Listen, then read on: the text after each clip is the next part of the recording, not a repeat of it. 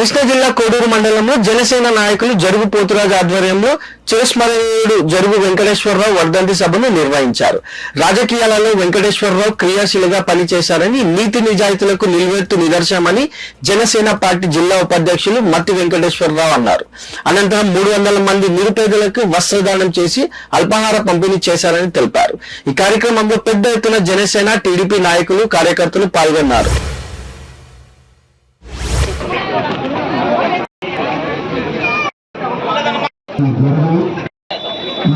జిల్లా ఉపాధ్యక్షుడు ఆ రోజు జరిగిన శ్రీనివాసరావు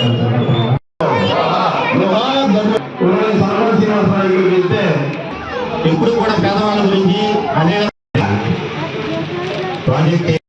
ఏ రోజునైతే జరుగు వెంకటేశ్వరరావు గారు పేదల పక్షాన పడినటువంటి ఘనమైనటువంటి నివాళులైనటువంటి విషయాన్ని తెలియజేస్తున్నారు. ఇప్పుడు కూడా వెన్నంటి ఉన్నటువంటి వ్యక్తిత్వాన్ని కలిగినటువంటి జరుగు వెంకటేశ్వరరావు గారి యొక్క మరణం నిజంగా కూడా మన ప్రాంతానికి, అదేవిధంగా సమాజంలో ఎవరైతే అన్నార్తులు ఆక్రోశించేటువంటి హృదయాలకి